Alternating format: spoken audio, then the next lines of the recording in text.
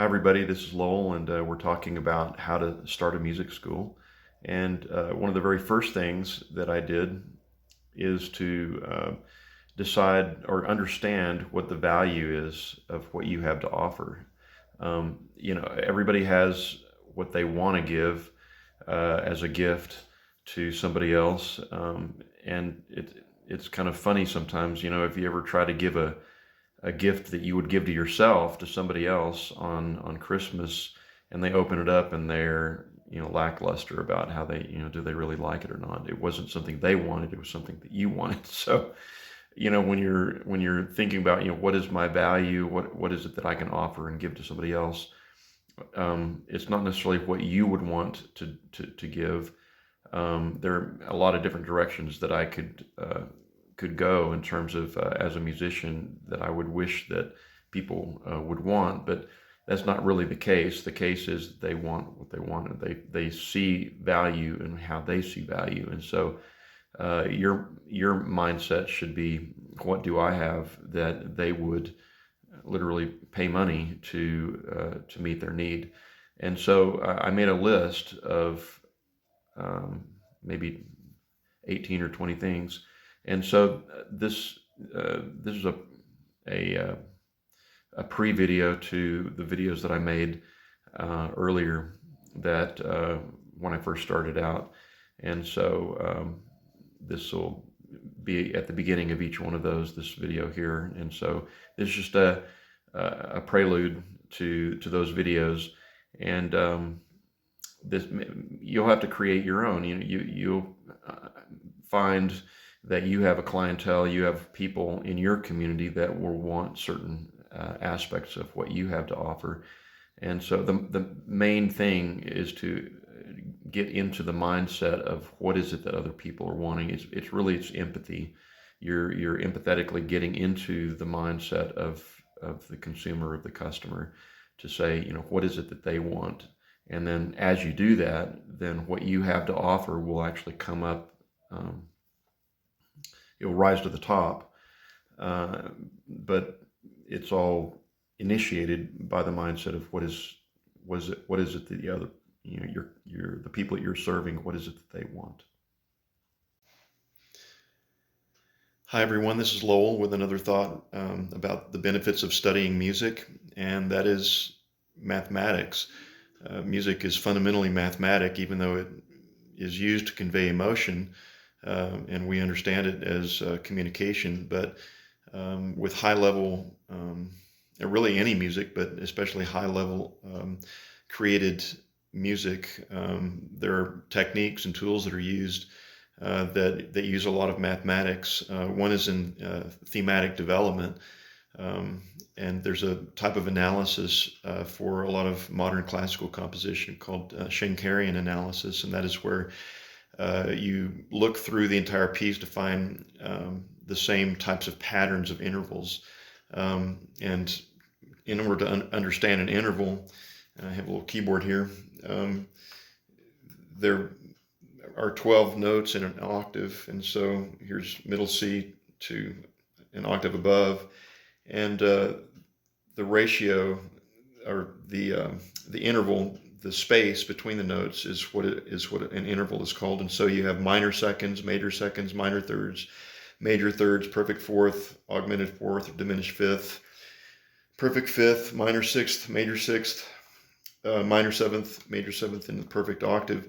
And so a sequence of a melody could be to use a minor third and then a perfect fourth, or a sequence of intervals. And so those intervals can be analyzed, and then you see those patterns, whether they be the prime iteration of it, or a inversion of it, or playing it backwards, retrograde, or a retrograde inversion, which is upside down and backwards, or augmentation or diminution. These are all mathematical principles, can be mathematically found, and they use computers to find these types of patterns in thematic development in modern classical composition. And in particular, the the technique of serialism, where you take all 12 of those notes and assign a number to it, and where you can see the patterns that are created in that manner. But that's a subject for another day. But that's just one aspect of mathematics. Another aspect is in the overtone series. The overtone series is you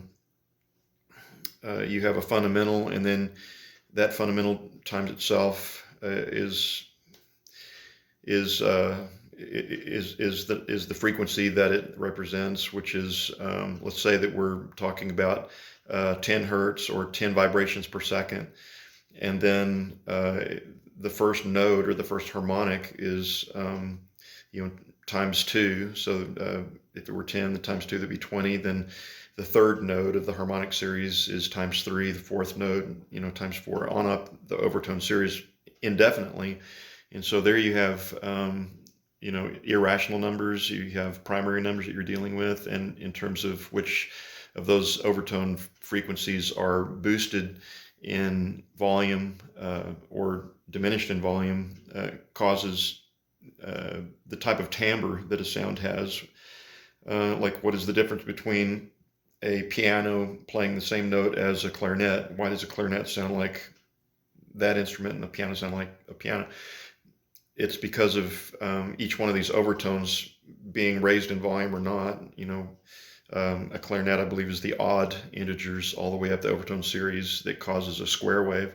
And so it's very mathematical acoustics. You get into geometry and trigonometry and algebra when you're dealing with acoustics. There's just even in a simple thing that we start out with our students, we teach what rhythm is, and rhythm is basically fractions.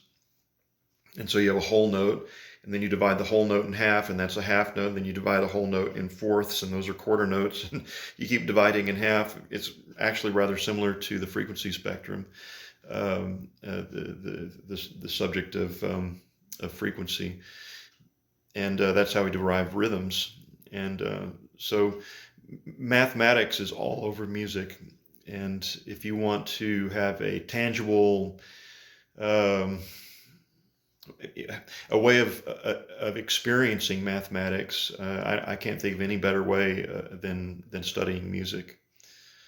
Hope that helps. I've laid out for you over the last several weeks a bunch of reasons for studying music, and there are many more that I haven't come up with, but that concludes the series of reasons, what we call music soft skills, things that are beneficial for particularly young students to learn, and the application that they can have over a lifetime, even if they stop studying for a while or desire to go back to studying music again. These are things that are foundational to education.